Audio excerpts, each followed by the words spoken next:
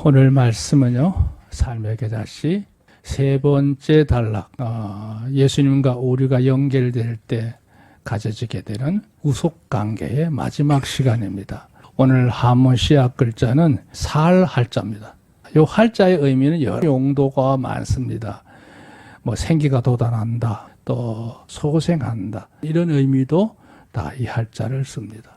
자, 이 할자는 오늘의 중요한 단어는 부활입니다. 다시 부자에 살 할자거든요.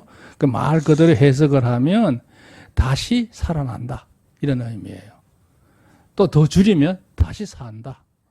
아주 중요한 용어입니다. 지금까지 우리가 이제 18단계를 지나오는 동안에 요 시약 글자 18개를 여러분 암송하고 계시는지 모르겠어요. 이거 굉장히 중요하거든요. 우리가 신앙생활을 해나갈 때 우리 마음속에 어떤 관념을 붙잡고 있으려면 그게 근거한 확실한 개념들이 뿌리를 내리고 있어야 됩니다. 그걸 잃어버리면 신앙생활의 의식 자체가 흐트러져 버려요. 안 됩니다. 그래서 하나님과 우리 관계가 잘 연결될 때 이건 축복관계다. 그래서 신인명화 순복에 대해서 얘기가 다 나왔죠. 반대로 악령들과 우리 인간이 연결이 될 때 그게는 많은 불행스러운 일뿐만 아니라 세상에서 이탈된 삶을 살다가 결국에는 저주의 지옥으로 갈 수밖에 없다는 마여도불 악옥에 대해서 지난번에 설명을 했고, 그리고 이제 이런 모든 관계를 일시에 해소하는 하나님의 은혜로운 방안에 대해서 3단계 들어와서 구야, 영해, 은할, 이렇게 이런 개념들 한번 외워보세요. 더군다나 여기에 관련되어 있는 성경 구절들을 찾아가시면서 외우면 더 좋습니다. 하셔야 됩니다. 믿으시면 아멘. 자, 오늘 여기 부제가 죽어도 살리라 그랬는데 오늘 본문에 있는 내용을 감안한다면 다시 살리라 이렇게 해야 옳다고 생각합니다. 자, 문제는 다시 산다고 하는 의미의 이 부활. 이 부활은 굉장히 중요한 의미거든요. 사람이 기절했다 깨어나는 것도 아니고 기적적으로 다시 이제 숨이 돌아와서 몸이 회복되는 걸 말하는 게 아니라 완전히 새로운 전환의 태어남을 의미하는 그런 의미가 바로 이 부활입니다. 이거는 우리 성도들뿐만 아니라 일반 모든 사람들도 이 부활에 대한 개념을 확실히 정리할 필요가 있습니다. 자, 그 이유를 전부터 설명할게요. 여기 첫 번째 명제를 보시면 구세주가 되시는 예수님을 믿음으로 우리가 영접을 했어요. 예, 그분을 섬기기 시작하게 되면 우리가 다시 태어나죠.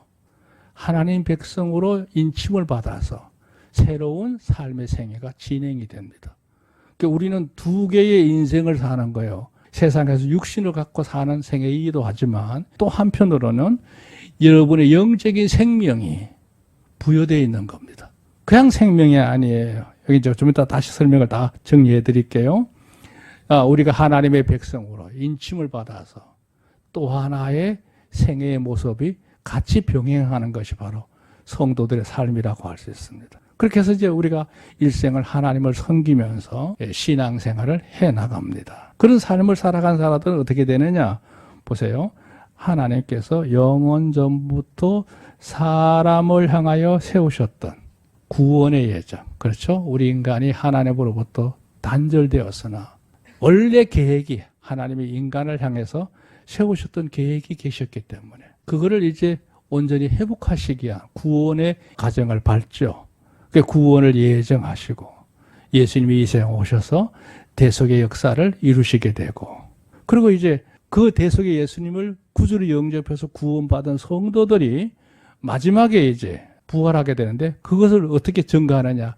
인간의 몸을 입고 오셨던 성육하신 예수님이 직접 부활을 하심으로써 이 부활이 있다는 사실을 만인에게 공포한 거예요. 부활은 꼭 예수님을 믿는 자들만 부활하는 게 아닙니다. 모든 인생은 다 부활합니다. 문제는 어떤 부활이냐는 게 이제 다음에 더 문제지만, 일단 다 인간은 자체는 이렇게 육신으로 살다가 그 인생이 끝나버리면 소멸되는 인생, 영혼이 사라지는 인생, 그런 인생이 아니라는 거죠. 인생은 육신의 생에는 보잘것없지만 영혼의 세계가 또다시 그의 삶이 진행된다는 것을 확실하게 보여준 사건이 예수님의 부활하신 사건이에요. 이제 그 문제를 오늘 다룰 거예요. 곧 그리스도인은 모든 사람들이 금생, 우리가 살고 있는 현재의 세상이요. 그렇게 해서 금생에서 내생으로 연이어질 때에 중요한 점이 이거예요. 두 종류 부활이 있는데 그 두 종류 부활에서 생명의 부활로 나아가는 것을 준비하는 인생이다. 이거죠. 자, 두 번째 문단 한번 보시면요. 이렇게 얘기를 했어요. 부활은, 잘 들으세요. 부활은 기독교가 존재하는 이유입니다. 왜 기독교가 필요하냐 그랬을 때 부활 때문에 기독교가 있는 겁니다. 제대로 된 부활을 이루기 위해서는 기독교를 통해서 통로로 삼는 거죠. 교회가 반드시 있어야 되는 거예요. 그 다음에 교회에서 가르치는 많은 교훈들이 있습니다만 그 모든 교훈들에 있어서 뿌리라고 할까요? 핵심이라고 할까요? 강조점은 부활입니다. 그 다음에 정점이에요. 정점 뭐예요? 이렇게 끝자락 가서 마지막에 이루어지는 결말 부분도 역시 부활이에요. 그러니까 이 부활이 왜 그리 중요하냐 그랬을 때 또한 사람으로서 가지는 최대의 의문사항이란 말이에요. 거기에 대해서 이 부활은 명료한 해답이기도 하고 그 부활에는 진정한 참된 길을 제시해주는 정도이기도 하고 또 그 길을 가야만 이루어지는 완전한 부활의 완성을 이 부활이 가르쳐주고 있다는 것이 중요한 거예요. 욥기에 보면요. 14장 14절이에요. 거기 보면 사람이 세상을 사는 날 동안 모두가 공통적으로 가지고는 중요한 의문점을 하나 갖고 있어요. 그게 뭐냐? 사람이 이렇게 살다가 내 인생이 세상에서 끝나면 그 후에는 어떻게 될까? 예, 그런 생각 다 해보셨잖아요? 예, 가장 언처적이면서 기본적인 의문점이에요. 이런 질문을 스스로 합니다. 근데 문제는 거기에 대한 답을 세상에서는 찾을 수가 없어요. 못 찾아요. 근데 그 답이 어디에 있느냐? 성경에서 분명히 얘기하고 있는 거죠.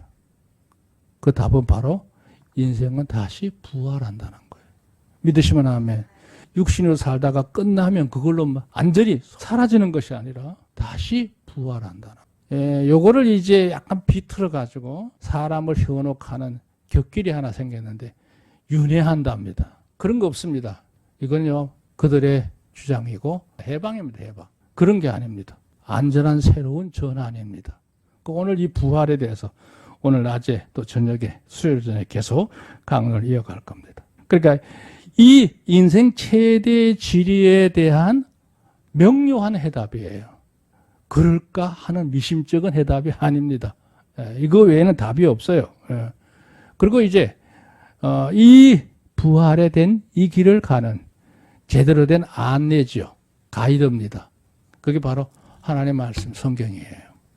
그리고 그렇게 나가다 보면 그 끝자락에 오늘 주께서 그렇게 말씀하시고자 했던 이 부활의 완성을 우리도 누리게 될 줄로 믿으시기 바랍니다. 할렐루야. 자, 따라서 부활에 대해서 올바르게 이해해야 되고 확신해야 되고 또 부활의 소망을 가진 자로서 마땅히 본인이 해야 될 본분이 있잖아요. 그걸 잘해야 돼요. 잘해야 돼요.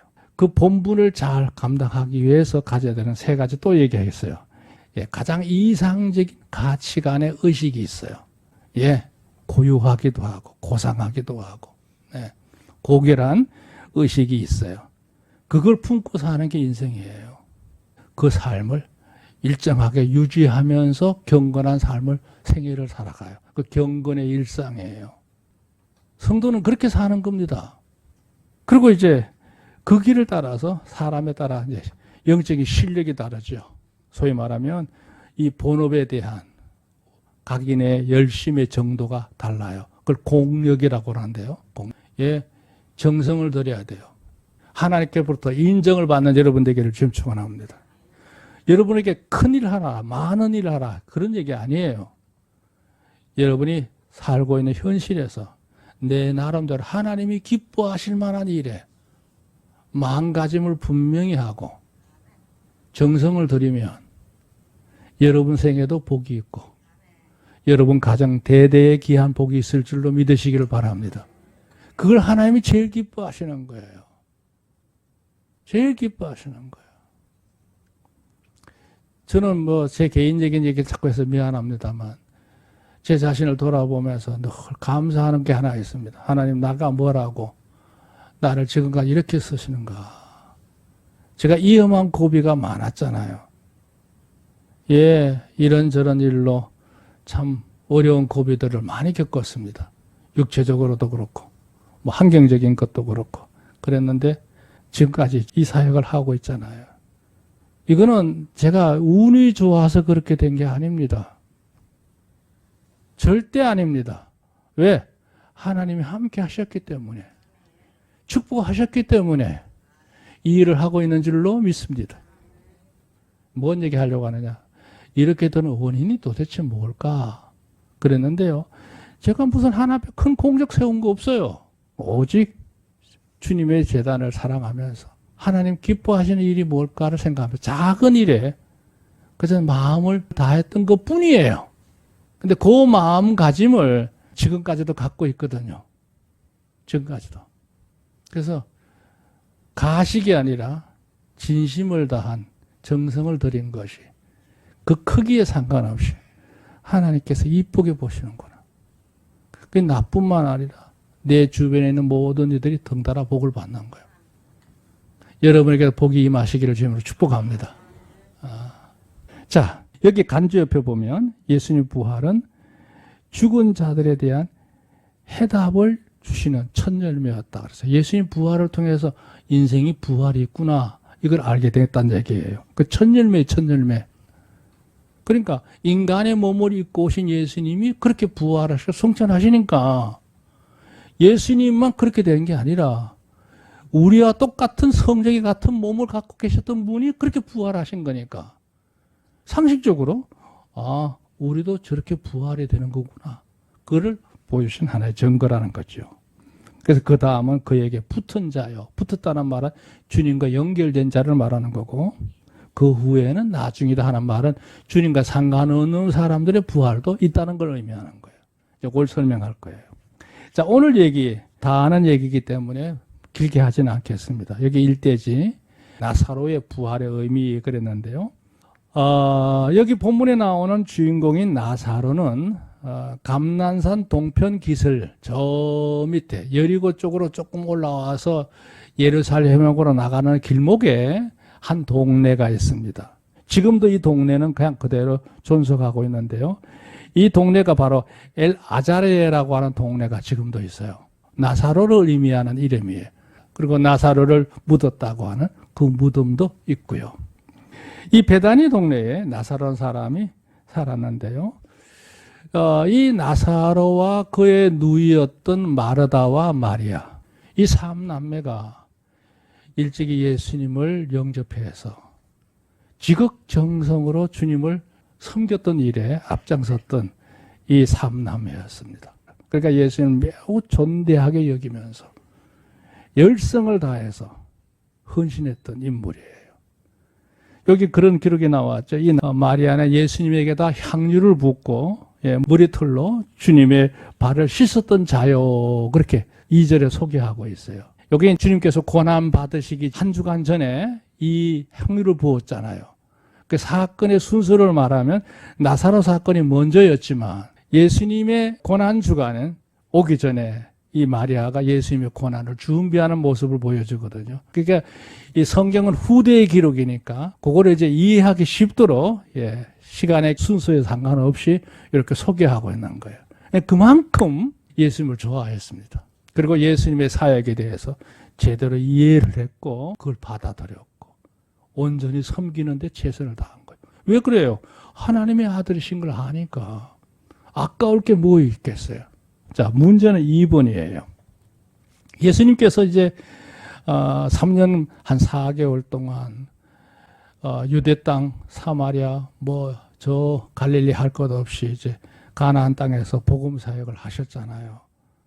그래 거의 다 마쳐갈 무렵 갈릴리 사역을 다 3차에 걸쳐서 마무리하시고 이제 사마리아 땅 접경 지역을 지나서 요단강을 건너서 이 지금의 요르단 쪽입니다. 그 당시에는 그 베레아 지역이라고 하는데 예루살렘에 올라오시면서 이 베레아 지역에서 사역을 하셨는데 나사로가 중병에 걸려서 목숨이 경각에 달렸으니 어서 오셔서 고쳐주세요. 연락이 왔어요. 근데 주님도 평소에 이들을 참 아끼고 사랑하셨기 때문에 인간적으로 같으면 금방 달려가셨겠지만 그 얘기를 듣고도 주님께서 한 이틀 동안 베레아 지역에서 머무르셨어요.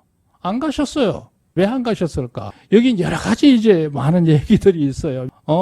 나사로도 중요하죠. 배달에 있는 영혼도 귀하지 않느냐. 이렇게 이해하는 분들도 있고요. 또 하나 이미 예수님이 그 연락을 받았을 때 나사로 상태에 대해서 아셨어요.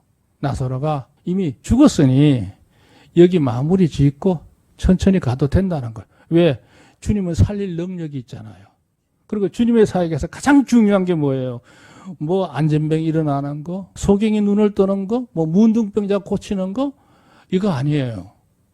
그 뭐냐? 사람에게 부활이 있다는 사실을 본인 자신도 첫 열매가 되시지만 이 나사로 죽어서 무덤에 들어간 지 나흘째라고 그랬어요. 그 주님이 이틀 동안 머무르셨고 연락이 오는데 하루 걸렸고 다시 베레아 지역에서 베단이란 동네 가는데 하루 걸렸으니까 나흘이지. 그러니까 예수님께 소식을 전해주러 갔던 그 사람이 떠남과 동시에 나사로는 죽은 거예요. 우리는 보통 3일장을 치릅니다만 이 지역 사람들은 당일이에요. 그날 바로 나사로는 죽은 지 벌써 나흘이 된 겁니다. 나흘이. 잘 아시겠지만 사람이요. 이렇게 성체를 갖고 있다가도 호흡이 딱 멎어지면 그때부터 몸이 급속도로 부패하기 시작합니다. 하루가 뭐예요? 매 시간마다 다릅니다. 급격하게 부패하는 거죠. 그 주님이 베레아를 떠나면서 하신 말씀이 자, 우리 나사로를 깨우러 가자 그랬어요. 그러니까 병 고치실 나보다 제자들 그렇게 얘기했는데 아니요. 이미 나사로가 죽은 걸 주님이 알고 계셨던 거죠.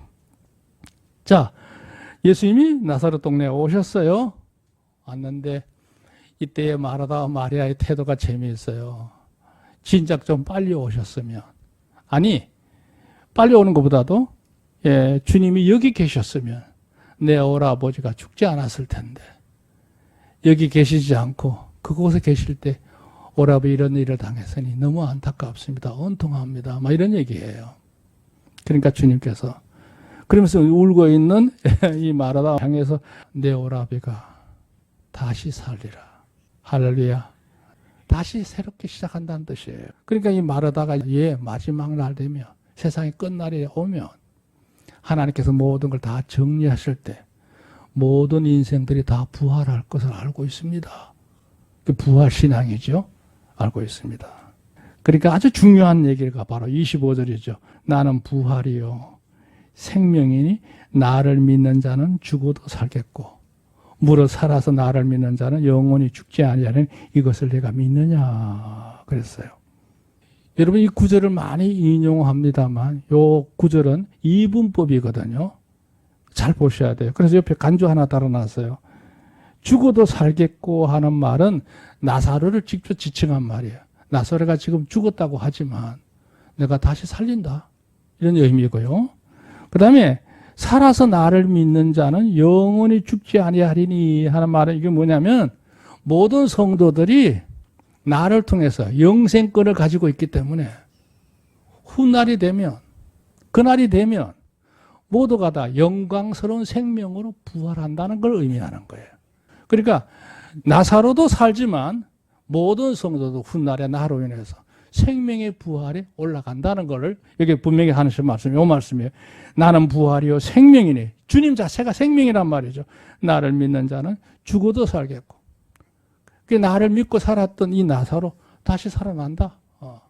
뿐만 아니라 물어 살아서 나를 믿는 자는 영원히 죽지 않는다. 인생은요 육신으로 살다가 거기서 끝난다고 소멸되는 게 아니라 인생에는 영원한 생명이 기다리고 있다. 이거를 분명히 주님이 말씀하신 거예요. 예수님 나사로 어디 뒀느냐? 당연히 무덤에 있죠. 가자. 그러니까 아니 벌써 나흘이 됐습니다. 그 무덤 앞에 갔더니 썩는 냄새가 돌문을 세우러 빠져나오는 거예요. 돌문 열어라. 그래서 이때까지도 나사 이 마르다 마리아는요 예수님이 하시고자 하는 이 일에 이해를 못했어요. 아, 이미 이렇게 냄새가 나지 않습니까? 그 주님이 이제 돌문을 열자 외치시는 장면이죠. 오늘 주보에 그 그림 하나 넣어놨죠. 나자리오스 come out 그랬어요. 큰 소리로 외쳤을 때 나사로가 시신을 동인 채로 걸어 나옵니다. 할렐루야. 혹자들은요 이 사건을 놓고 엘리야처럼 하늘로 올라갔나? 나사로 그대로 죽었을까? 뭐 이런 얘기 하는데 너무 기대하지 마세요. 인간에게 부활이 있다고 하는 것을 주님께서 몸소 확정짓기 하기 위해서 이 나사로 사건이 있는 거예요. 사람이 부활했다는 사실을 증거하는 사건이었다 이거죠. 자, 여기 보세요. 우리가 그럼 어떻게 부활한다는 얘기냐? 이게 사실이냐? 그랬을 때, 예, 이걸 정의를 내릴 수 있는 증거들이에요. 여기 사람이 부활한다고 하는 그 이유를 세 가지로 설명할게요. 예, 여기 보세요. 사람은 부활과 불가분의 관계. 도저히 뗄 수 없는 관계가 인간과 부활의 관계예요. 그 관계라는 사실에 대해서 명확하게 세 가지로 설명할 수 있습니다. 이게 중요한 말이에요. 첫째, 여기 잘 보세요. 하나님께 천지를 창조하실 때 그 수많은 피조물 중에서 사람은 특별하게 지으셨죠. 특별하게 지으셨어요.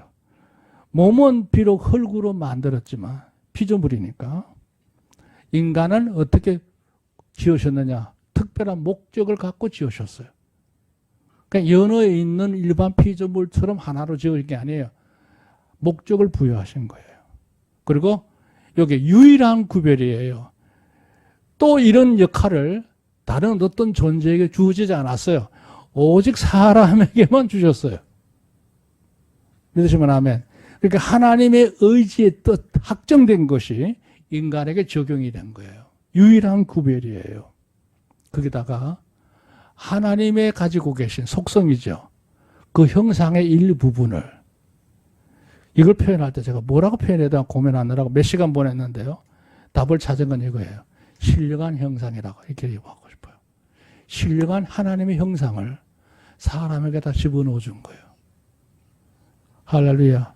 그게 사람에게 주어진 이 신령한 형상은 하나님의 것이기 때문에 이거는 사라지는 게 아닙니다. 사람에게 부여된 것으로 영원히 가는 거예요. 할렐루야. 우리 안에 하나님 형상이 있는 거예요. 하나님께 우리 안에 있다니까. 하나님 도로 찾아가는 게 아니고 우리에게 주는 몫으로 그대로 형상이 있다는 얘기예요.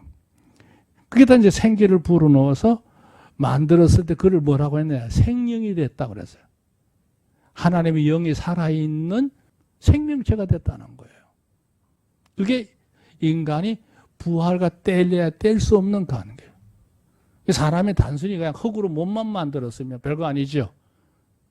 똥식물처럼 그냥 사라지면 끝이에요. 그러나 사람에게는 신령한 하나님의 형상을 넣어서 만들어서 특별히 목적을 갖고 만드셨기 때문에 하나님이 절대 사람을 외면하실 수가 없어요. 인간은 애시당초 처음부터 불멸의 존재로 만들어진 겁니다. 믿으시면 아멘. 자, 두 번째, 하나님께서 예수님을 이 세상에 보내셨어요. 왜 보셨는지 알아요? 그러니 존재가 지금 하나님과 끊어진 관계, 사망의 불행한 관계에 있기 때문에 이 문제를 해결하시기 위해서 불가피하게 예수님을 보내셔야 했던 거예요. 예수님 보내서 대속하시고, 저 십자가 사건이죠. 그리고 우리 인간을 거듭나게 해서 다시 이제 회복해서 인침을 받게 해서 영원한 나라로 갈 수 있도록 길을 열어놓은 것이 바로 복음인 줄로 믿으시기 바랍니다. 그 은혜 역사를 이뤘다는 건 뭐예요? 아, 인간이란 자체가 영혼을 위한 존재이지 한시적으로 얼마 있다가 사라지는 존재가 아니로구나 하는 것을 깨닫게 하는 사건이에요. 이해가 되시면 아멘. 세 번째, 하나님께서 부여하신 생명은 육체의 호흡의 기간만이 아니라 영혼의 영원한 존속을 위한 생명의 영. 하나님이 영생하신 분이잖아요. 무한하신 분이잖아요. 그 영이 우리에게 들어와 있는 거예요. 우리에게 부여되어 있는 거예요. 그게 있기 때문에 인간 자체가 사라지는 게 아니에요. 하나님을 섬기든 섬기지 않든 사람은 무조건 영원히 갑니다. 영원한 존재다는 거예요.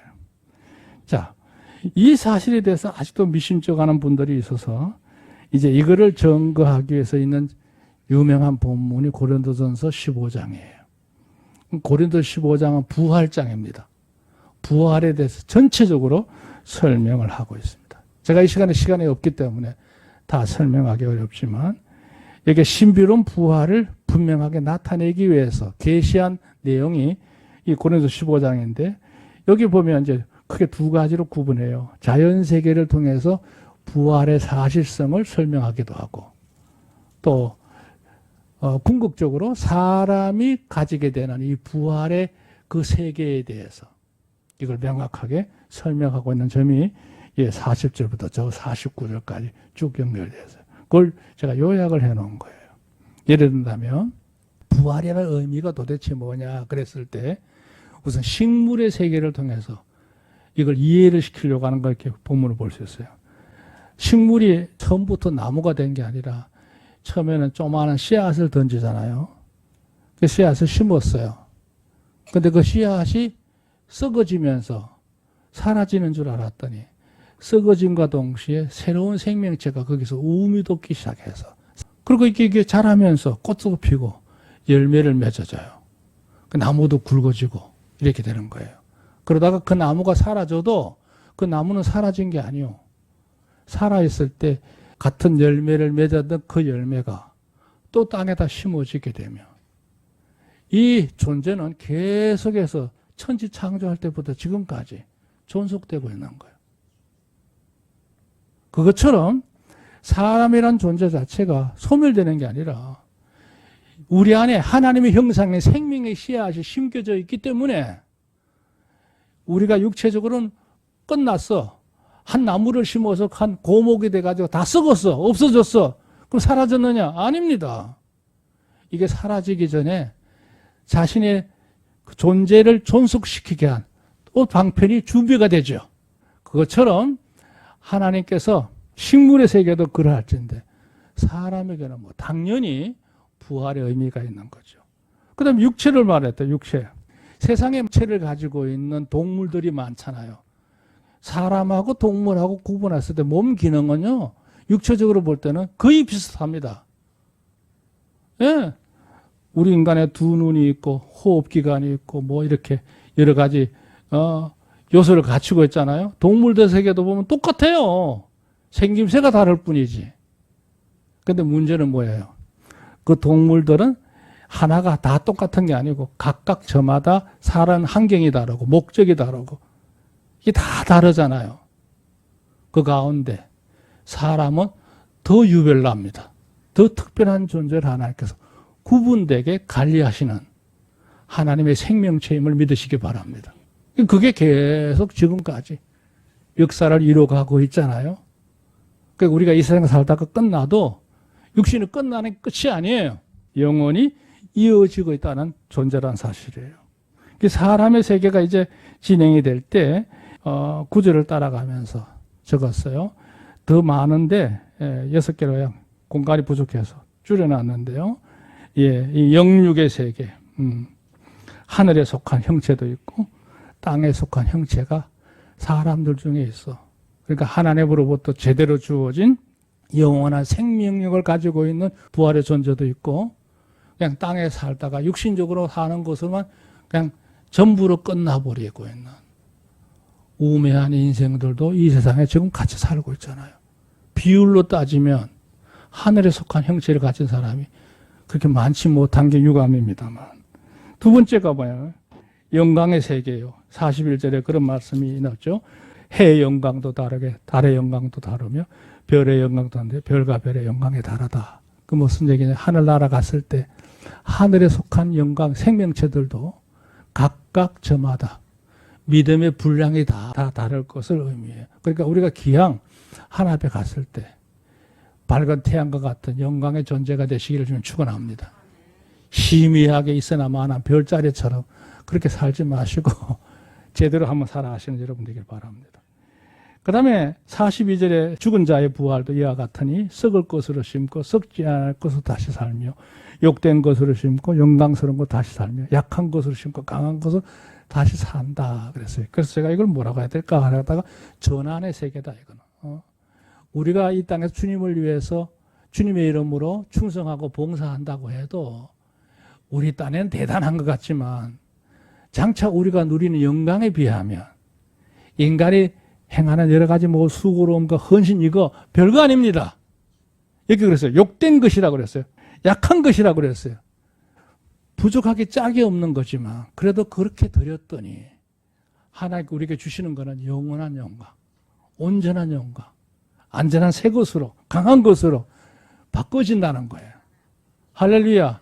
그러니까 우리는 대단한 쿠폰을 들고 있는 거예요. 대단한 쿠폰을. 나는 요만큼 드렸는데 하나님 이만큼 그 얘기예요. 전환의 역사가 있다는 거죠. 그 다음에 이제 44절에 보면 육의 몸으로 심고 신령한 몸으로 다시 사나니 육의 몸이 있은 적 또한 신령한 몸이 있느니라 그랬어요. 그러니까 우리가 육신으로 살지만 장차 거두게 되는 영광은 신령한 몸으로의 변화죠. 부활입니다. 뭐 이런 식으로 저 47절까지 쭉 설명해 놨습니다. 이 자세한 내용은 다시 저녁에 말씀을 나누도록 하겠습니다. 이 고린도서 15장은 한참에 다 이 이야기가 너무 많아요. 아무튼 오늘 중요한 여러분 마음속에 의식을 정리하겠습니다. 인생에게는 반드시 부활이 있다는 거. 믿으시면 아멘. 그가 하나님을 섬기든 섬기지 않든 상관없이 인생이란 존재 자체가 부활과 불가분의 관계를 가진 자다. 이 사실을 하나 아시고 두 번째, 예수님 안에 연결된 귀한 영혼들은 그 두 종류 부활에서 생명의 부활의 주인공이 된다는 사실. 이 생명의 부활의 영광이 얼마나 이대한 것이냐고 하는 것은 아까 얘기했던 세 번째 대지에서 설명하고 있는 거예요. 이 세계가 우리 앞에 이미 확정되어 있습니다. 이 부활의 축복. 예수님을 통해서 우리가 갖게 되었습니다. 예수님을 통한 구속의 관계가 이 땅에서 아름답고 신실하고 복되게 이루어져 가기를 바라고요. 여러분의 개인뿐만 아니라 하나님 은혜가 여러분의 모든 보험사에 이 축복으로 함께 연계되기를 주의 이름으로 축복합니다. 하나님께서 함께 하실 줄로 믿습니다.